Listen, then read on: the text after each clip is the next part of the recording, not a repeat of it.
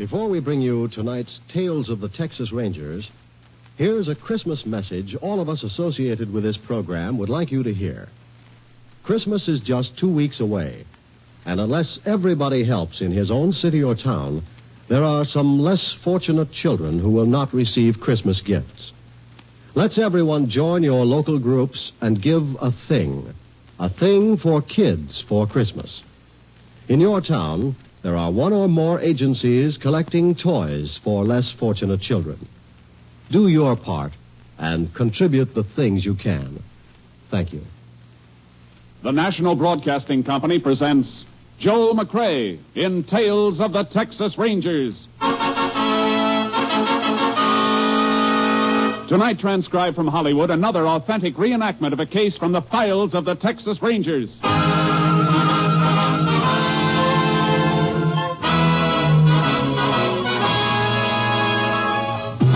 Tales of the Texas Rangers, starring Joel McCrea as Ranger Jace Pearson.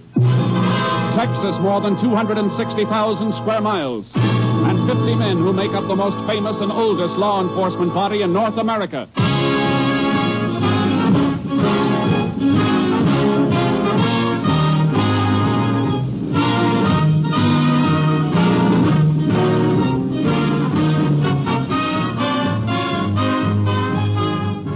From the files of the Texas Rangers come these stories based on fact. Only names, dates, and places are fictitious for obvious reasons. The events themselves are a matter of record.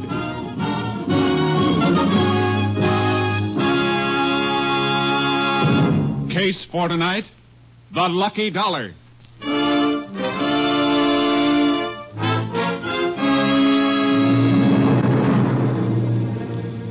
It is 7:30 of a simmering hot night, August 14th, 1945. In a small South Texas town not far from Corpus Christi, Joe Barry is counting up the day's receipts of his modest store. His wife, Clara, is locking up in back. 85, 15's $1. 10, 20, 30, 40, 50. What the... Joseph! Well, what's happened to the lights? I'm not through back here. Well, I didn't turn them off, Ma. One of the fuses must have blown. Hey, you think it could be the refrigerator again? No, I just put in a whole new unit, didn't I? Hey, you just stay where you are, Claire. I'll get my flashlight here and see what the trouble is. Be careful, Joseph. And don't worry, honey. I'll be careful. Let's see what we got here now. All these fuses look good. Joseph? Everything seems all right in here, Ma. Must be in the main switch box. I'll take a look outside.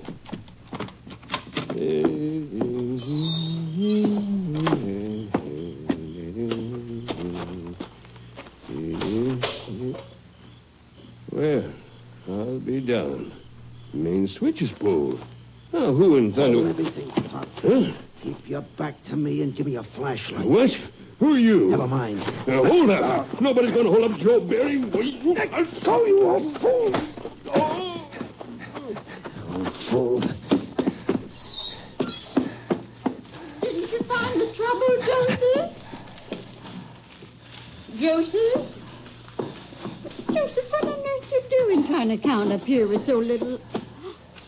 Now, Joseph, what are you doing? Keep away, old woman. Joseph! Get away from that cash register. Shut up! Crazy old bat.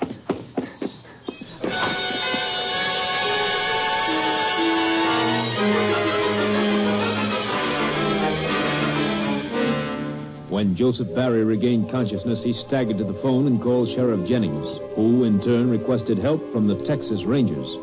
Ranger Jace Pearson was at the scene of the crime a short time later. It's just like Barry said, Sheriff. The thief pulled his master switch outside the store to draw out the storekeeper. And he must have thought Joe was alone in the store. Sure he did. Too bad he wasn't. Mrs. Barry'd be alive now. Well, let's go inside again, Sheriff. I'd like to ask Barry a few more questions. You know, Jace, this is mighty like another holdup we had in this area just a week ago. Yeah? Liquor store. No gunplay, but otherwise just the same. Main switch pulled. Owner went out to check the fuses. Was slugged. Nobody saw the thief? Nobody, but it could be the same guy. Could be. Mr. Barry. Yes, stranger? Find anything more? Maybe. I know this is hard on you, but I'd like to ask a few more questions. Go right ahead, Ranger. Ask all you want. I'll do anything to catch the devil that murdered my wife. I know. You're sure you didn't get a good look at the burglar? Something you could remember as identification? No, sir. He came up on me out of nowhere. No sound, nothing, until he spoke. Then we fought. But that voice... I'd remember that whispering voice anywhere. He spoke. You didn't mention that before, Joe. Didn't I? It's kind of hard to think right now, Sheriff. With poor Clara. What'd the burglar say, Mr. Barry? Oh, not much, Ranger. But I'd know that voice. I'd know it all right. Well, go on. Try to remember it, word for word. He said, hold everything, Pop. Keep your back to me and hand over your flashlight. And then when I fought him, let go, you old fool. That's all. He hit me, and the next thing I knew, I saw Clara. It's all right, Mr. Barry. I won't ask you to talk much more now, but would you mind coming over to the cash register for a minute? Sure. I'll come with you. There was so little in the till, Ranger. Only $45 it was. $45 for my Clara. Look here, Mr. Barry. Hmm? Can you tell me about this piece of adhesive stuck on the front of the register? Looks like something was pasted here. It was, Ranger. That murdering skunk even took the first dollar this store ever made. My lucky dollar. Lucky dollar? Yeah. Had it stuck up there on the register with a couple of pieces of adhesive tape. He took it. Not all of it, Mr. Barry. Look here. A corner of the bill is still stuck under this piece of adhesive. Must have torn off when he grabbed it. That's not much to go on, Jace. It's a start, Sheriff. A dollar bill that matches this torn corner and the bullets from Mrs. Barry's body. Clara. How can we help him, Jace? And best thing for him is some rest, Sheriff. I'll leave it to you. All right. What about you? I'm hoping we can pick up some fingerprints on the register here and from the outside switch box. I'll radio the lab crew to fly down here, and we'll see what they can find. Meantime, we'll notify all banks to be on the lookout for a sticky dollar bill with one corner missing. The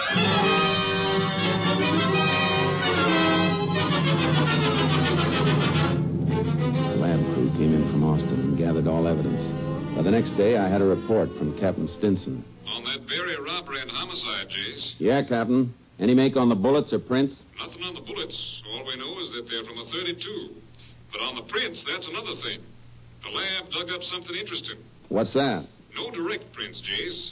But the thief wore cotton gloves. There's an imperfection in the weave of the left thumb. There's not a lot to go on, Captain. I know it, Jace. You got any more leads? Not exactly, but we don't think it was done by somebody just passing through. No, why not? Because Sheriff Jennings had a similar robbery in this area last week with the same M.O. Pulled the switch and worked in the dark. A lot of people down there with the cotton season in full swing, aren't there? Swarms of them. Reckon it could be a cotton worker? It's hard to say. Well, if it is, you've got a big territory to cover, Jace. Well, I got an old dollar bill working for me, too, Captain. Yes. And by the way, Jace, all the banks in your territory will have blow-ups of the torn corner of that bill by morning. Good. I guess all we can do now, Captain, is sweat it out and wait for that dollar bill to pay off.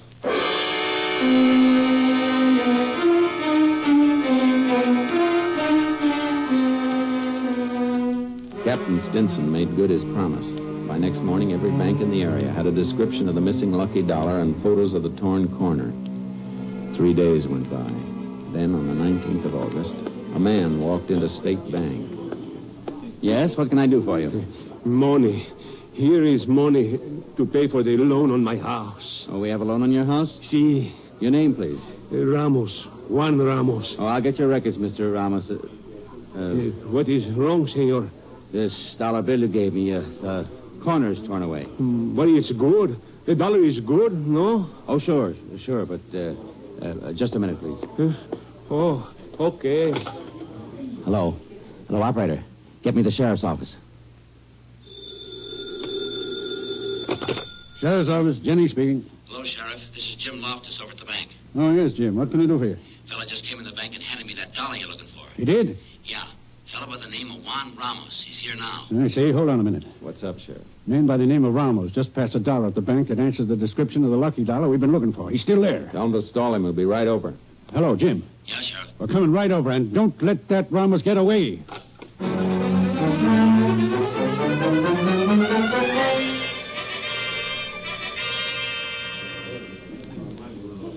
This is the missing lucky dollar, all right, Sheriff. See how it matches? But I swear to you, Ranger, I do nothing wrong. I come to the bank to make payment for my house. Where'd you get this dollar, Ramos? Well, I earned it, Ranger. Can't sabe where it come from. One day I work one place, one day another place. Who knows where I get paid the dollar? Where was your last job? Well, I worked 4 or 5 days for Mr. Larson, Sheriff. You know, across the tracks. Larson? Odie Larson runs a sort of swap shop in the Mexican settlement, Jace. It's a dump, but Odie does a pretty good business. Let's go see Mr. Larson, then. Maybe he'll be able to tell us something about Ramos and the lucky dollar. Tell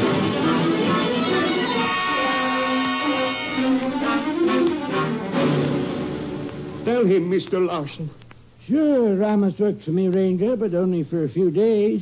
Mr. Larson, look carefully at this dollar. What about it? Ever see it before?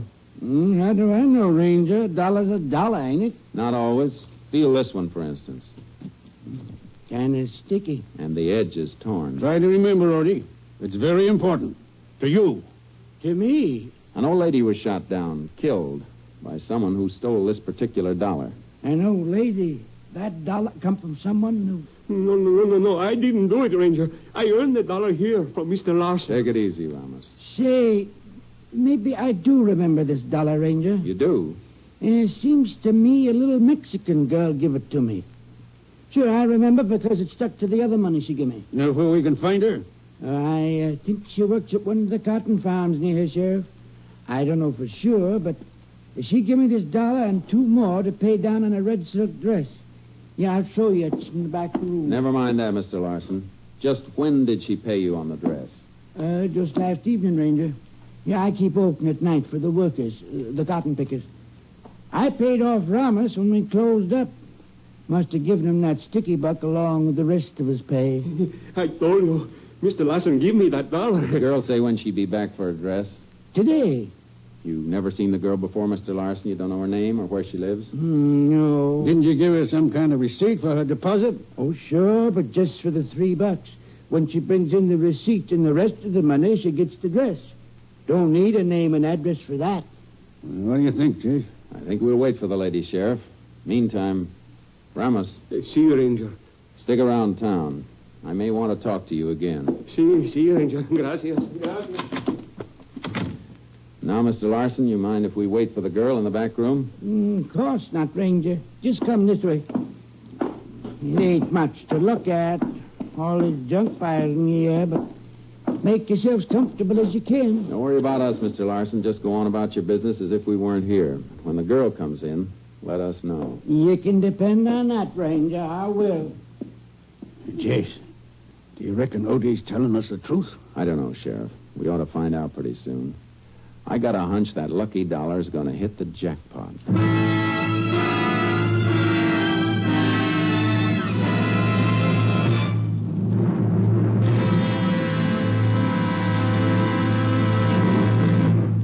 You are listening to Tales of the Texas Rangers, starring Joel McCrea as Ranger Jace Pearson. We continue now with tonight's case, The Lucky Dollar, an authentic story from the files of the Texas Rangers. We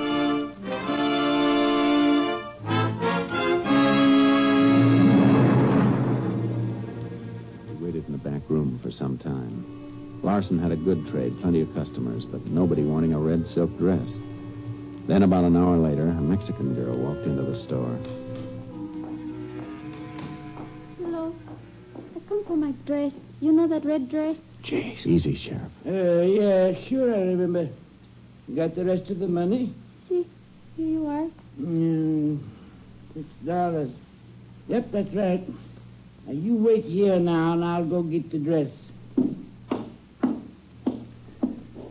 It's her, Ranger. Come on, Sheriff. You, young lady. Me? What is it, Ranger? Mind telling me your name, where you live? My name is Chita Marsales. I live right now at Mr. Compton's farm. I pick cotton.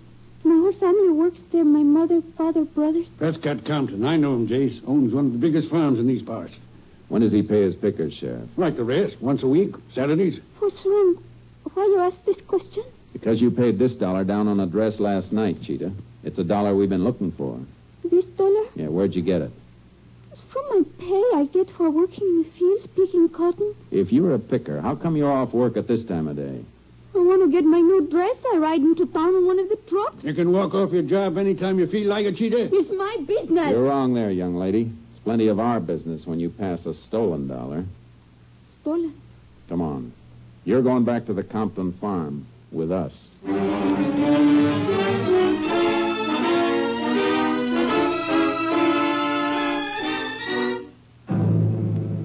Sheriff Jennings and I drove Cheetah Marsalis back to the Compton farm.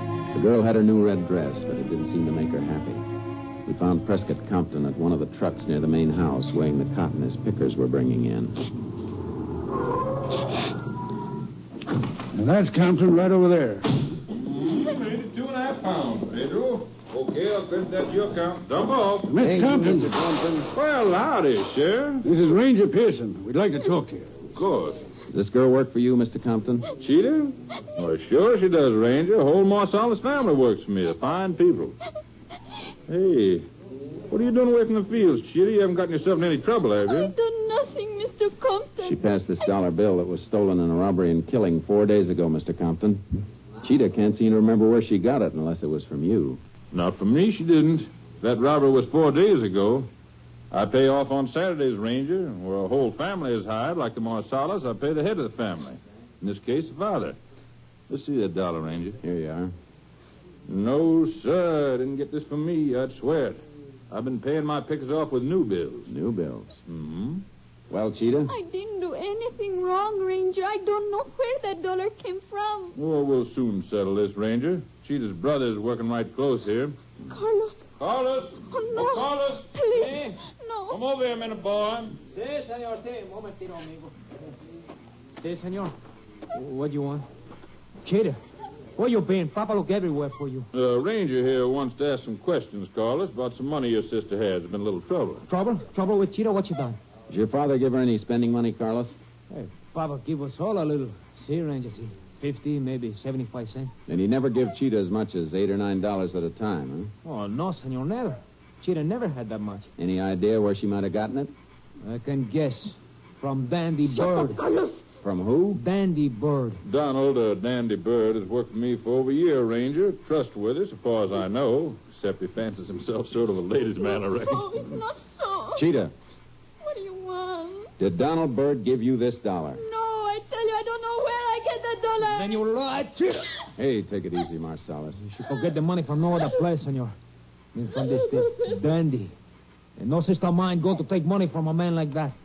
Where does Bird work, Mr. Compton? Well, Carlos can take you right to his truck, Ranger. See, you better show you the way, Ranger.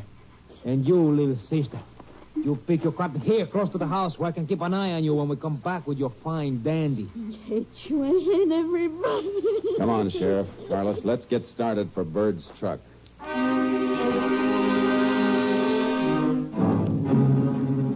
Carlos Marsalis directed us along the road through the cotton fields to where Donald Bird had been working. A trailer was there, but the truck was nowhere in sight. Hey, that's strange, senor. I know he was working here. Hey, Sam, come over here a minute, huh? Come right over, boy. Maybe he moved to another part of the field. No, I don't think so, Sheriff. What do you want, Carlos? Where's Dandy Bird? This ranger here want him. What, Dandy drove out of the field 3 or 4 hours ago, Mr. Ranger. He had full load. He's in town? He sure is, boss, at the cotton gin. Mr. Dandy get himself some kind of trouble? I'm going to make him plenty trouble if he don't leave Cheetah alone. Your sister? Well, she drove into town with Dandy. She did. And she lied to us twice, Sheriff. Bird was at the gin when she came to the store for her dress. Sure he was. Thanks for the information, Sam. Oh, glad I can help, Mr. Ranger. Carlos. Si, senor. Can you give us a good description of Dandy Bird? Si. He is about as tall as the sheriff. That makes him 5'10". He's thin, blonde. Color eyes? Blue. Pale blue. Cold like a snake's eyes. No scars, no distinguishing marks? No, senor. Only he is always dressed up, even in a truck at work. He dresses fancy. That's why they call him Dandy. That's a pretty good description, Jace. Couldn't be hard to pick him out in the crowd. Oh, please, Ranger, let me go with you to town. Eh? No. You can do more good back at the farm, Carlos. I'll drop you there. You keep an eye on your sister until we contact you again. Bueno, senor. We'll head back for town, Sheriff. We'll pick up Dandy at the cotton gin.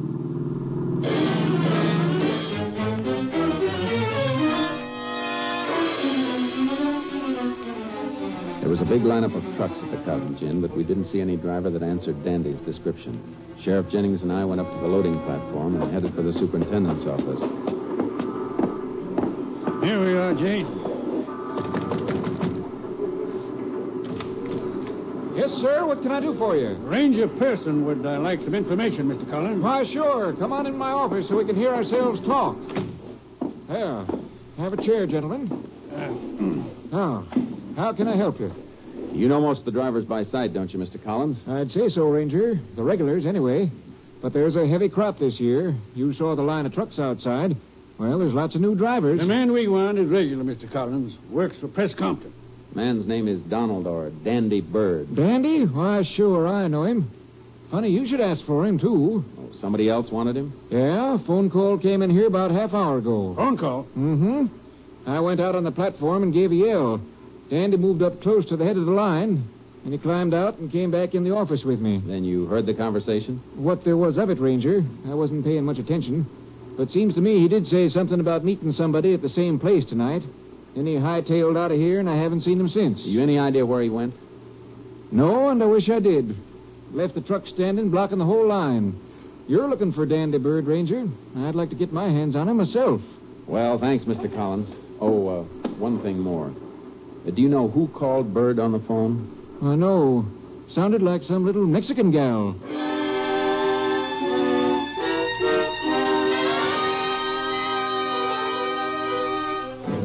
I left Sheriff Jennings scouring the town for Bird while I went back to the Compton farm to have a talk with Cheetah. We didn't have much time. It was getting dark. As I turned off the highway onto the Compton Road, I saw Carlos Marsalis running toward me. Ranger Pearson. Yeah, what is it, Carlos? Cheetah, senor. She's gone. What? I thought I told you to keep an eye on her. I did, senor. But she went into a shock and I wait. But when she don't come out, I go in, and Cheetah's gone. Her clothes, everything. And then I look out the window. I see her stopping the bus. I run after her, but it's no use. The bus was gone. A bus? Past me coming down here. Pile in, Carlos. We'll follow it.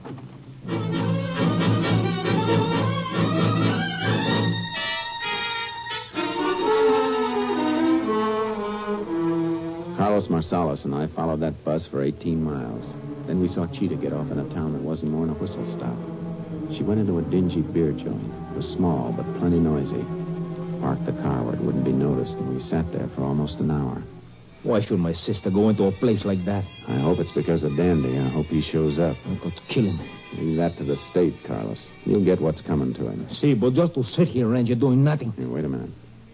Look, going into the cantina now. Huh? Is that Bird? See, that's him, Ranger. Let me go, huh? No. You stay here, Carlos. And I mean it. See, Ranger, whatever you say.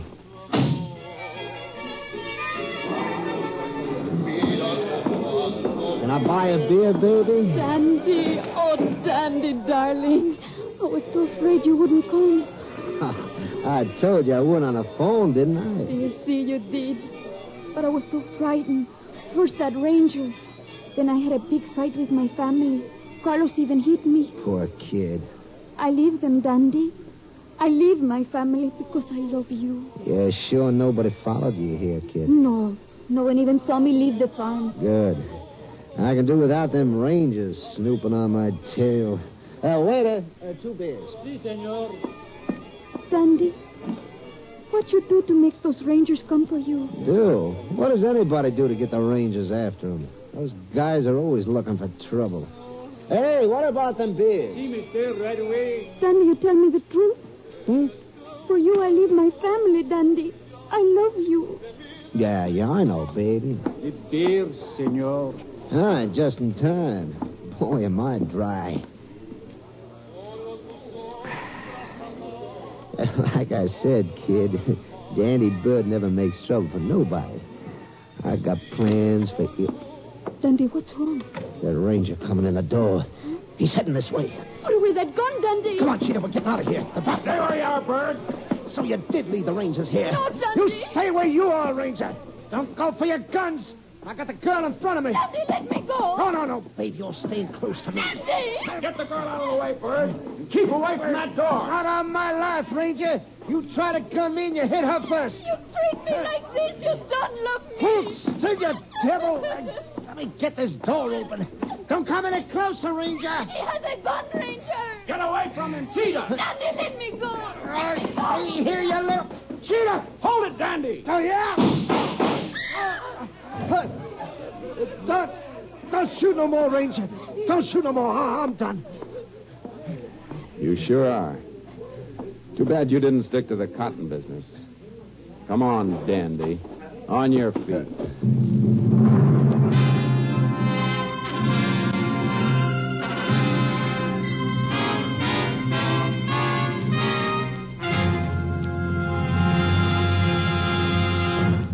The cotton glove with the imperfect weave was found on Donald Byrd at the time of his capture.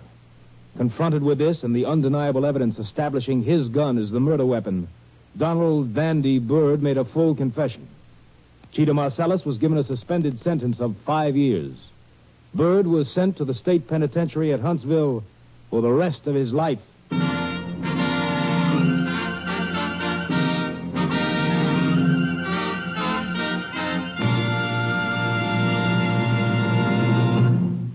And now, here again is the star of our show, Joel McCrea, with another interesting anecdote about the Texas Rangers.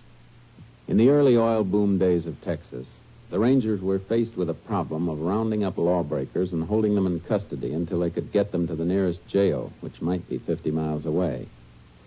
Captain M.T. Lone Wolf Gonzaullas, now commander of Company B, Texas Rangers, used a novel fresh-air jail that became known as the Ranger Trot Line. It was simply a long chain strung up between two posts with 50 or 60 trace chains attached.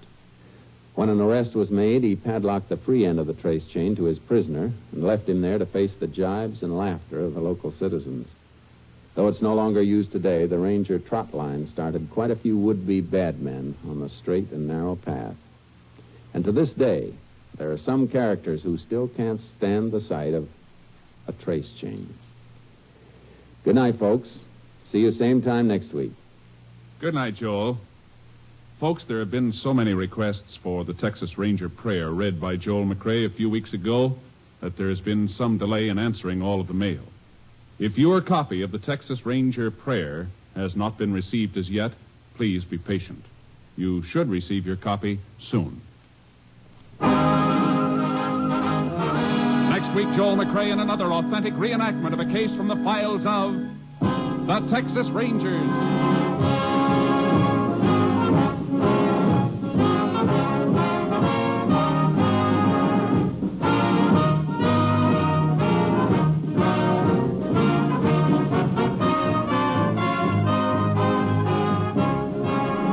Joel McCrea is currently seen starring in the Universal International Technicolor production Saddle Tramp.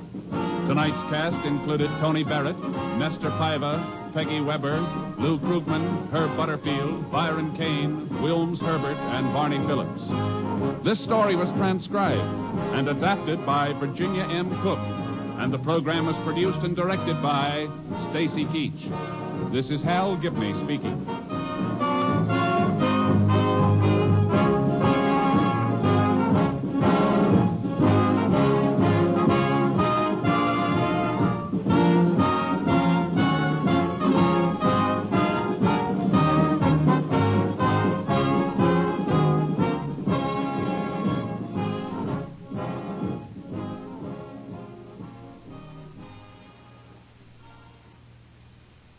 Three chimes mean good times on NBC. It's yo-ho for the open sea tomorrow as the Railroad Hour presents Gilbert and Sullivan's comic opera, The Pirates of Penzance, starring Gordon MacRae, Lucille Norman, and Clark Dennis. Gordon MacRae will star in the comedy character role of the Major General. This will be the third of Gilbert and Sullivan's musical whimsies offered on the Railroad Hour. For music in a more serious manner tomorrow, the NBC Symphony brings you another hour-long concert of some of the world's greatest music, under the baton of the brilliant young conductor, Guido Cantelli. Now the $64 question. Three chimes mean good times on NBC.